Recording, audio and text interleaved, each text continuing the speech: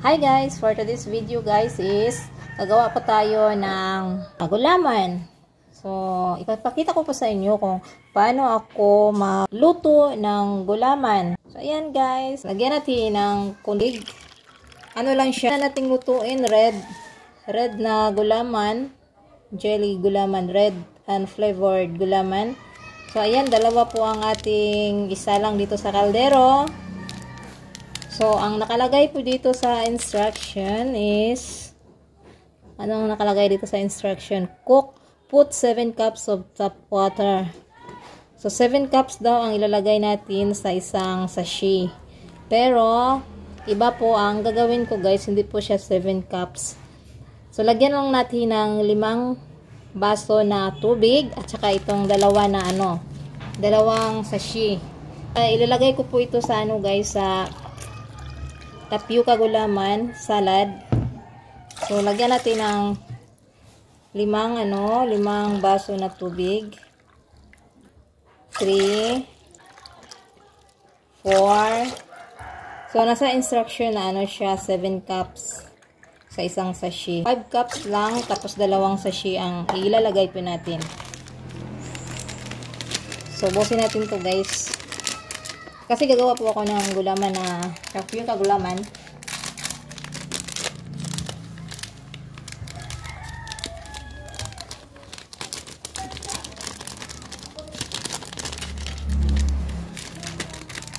Dalawang sachet sa 5 baso na tubig. Kasi gusto nating matigas ang ating gulaman para po sa gulaman salad. Masarap kasi kainin pag matigas ang gulaman. Pangit pag malambot. Kaya nilalagyan ko lang ng 5 baso na Tapos lagyan natin ng sugar. Ayan. Hatiin natin guys kasi meron pa po akong green na dito. 2 green. Hatiin lang natin ng gatas. Gatas na may sugar na siya. Tapos i-mix natin guys.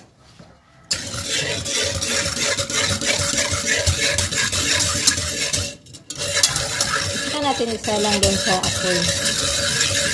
Kaya isa lang na natin. Nakaready na po ang apoy doon sa kusina. Isa lang na po natin ang ating gulaman. So ngayon guys, nandito na po ang ating gulaman sa abuhan. Dito sa apoy. Sa kaldero. So ayan, hintayin natin. Mix po natin guys. Hintayin natin hanggang kumulo po ang ating gulaman guys. Saka natin ilipat natin sa lagayan para ilagay po sa ref. Kasi gagamitin ko ito mamaya. Tamang-tama po na titigas po siya sa ref hanggang mamayang gabi. So, ayan na lang po guys. I-mix na lang po natin para hindi po siya, para maganda po ang pagkaan niya sa gulaman. Maganda ang result. I-mix lang po natin hanggang kumulo siya. So, dapat guys, yung tubig na ilalagay po natin sa ating gulaman pag gumawa tayo ng gulaman is malamig. Kasi pag mainit po siya guys, is po siya, magbubuo. So, dapat malamig na tubig. So, yan, hintayin na lang natin hanggang kumulo. So, keep watching. Bula-bula na po ang ating gulaman. So, ibig sabihin, kumulo na po ang ating gulaman guys. So, ilipat na po natin siya sa lagayan po. Ilipat na natin sa lagayan. Saka natin ilagay sa fridge. So, ganito lang po ang pagluto ng gulaman para sa salad, tapioca salad. Dapat hindi po siya malambot kasi pang salad po ito guys.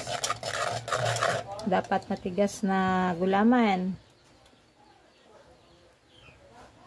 Ayan, ilipat na po natin.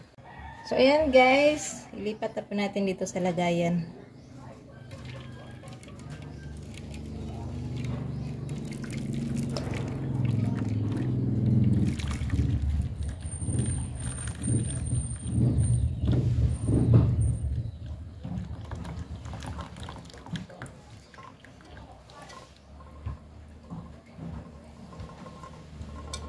Palamigin muna natin dito sa guys.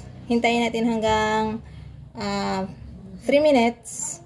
3 minutes, saka natin ilagay doon sa fridge. Hindi natin ilagay doon kapag masyadong mainit.